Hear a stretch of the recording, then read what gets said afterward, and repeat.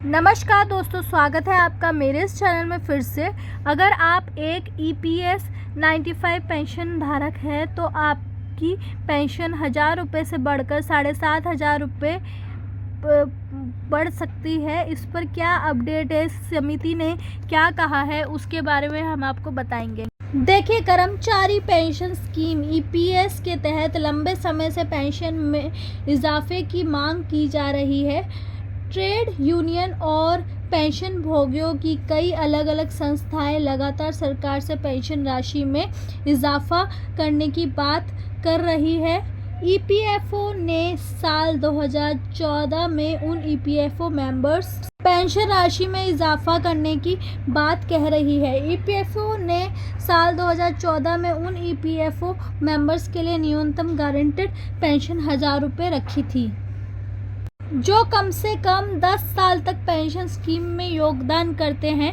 हालांकि सरकार ने ट्रेड यूनियन और कर्मचारी रिप्रेजेंटेटिव बॉडीज से हो रही मांग के बावजूद EPS के तहत न्यूनतम पेंशन में किसी तरह का बदलाव नहीं किया है। लेकिन एक उम्मीद अब फिर जागी है। EPS की शुरुआत 30 साल पहले हुई थी और इसे EPS 95 के नाम से भी जाना जाता है।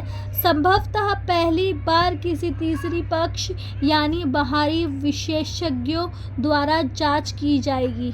संसद की एक स्थायी समिति ने श्रम मंत्रालय से एक निश्चित समय सीमा के अंदर EPS का तीसरे पक्ष द्वारा मूल्यांकन पूरा करने को कहा है।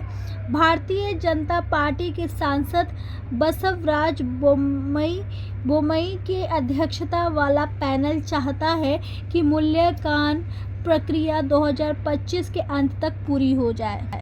इस संसदीय पैनल ने श्रम मंत्रालय से EPS के तहत 1000 रुपये की न्यूनतम पेंशन को बढ़ाने के मामले पर तुरंत काम शुरू लेने के लिए भी कहा है।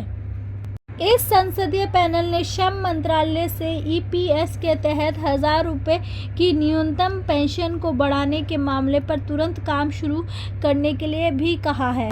दोस्तों, समिति ने अपनी रिपोर्ट में कहा है कि पिछले कुछ सालों में जीवन यापन की लागत कई गुना बढ़ गई है और मुद्रास्फीति कई गुना बढ़ गई है, लेकिन पेंशन राशि वहीं के वहीं बनी हुई है, जिसको बढ़ाने की काफ़ी ज़्यादा ज़रूरत है।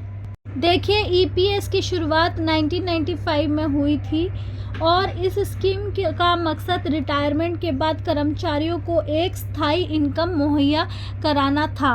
अपनी रिपोर्ट में कमेटी ने कहा, यह देखते हुए कि स्कीम का मूल्यांकन थर्ड पार्टी द्वारा 30 साल बाद किया जा रहा है, समिति दृढ़ता से सिफारिश करती है कि यह काम एक निश्चित समय सीमा के भीतर अधिकतम 2025 के आखिर तक पूरा किया जाना चाहिए।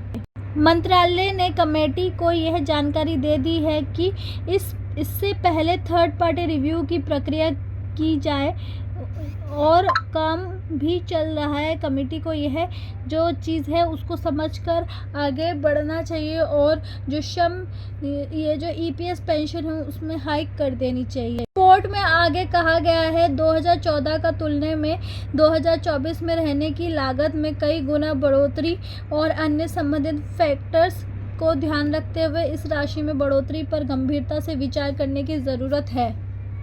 पिछले कई सालों से कर्मचारी संघ EPFO सदस्यों के लिए पेंशन राशि में बढ़ोतरी की मांग कर रहे हैं। वे चाहते हैं कि यह राशि 7500 रुपये तय की जाए और बढ़ोतरी महंगाई की भरपाई के लिए DA लाभ भी चाहते हैं।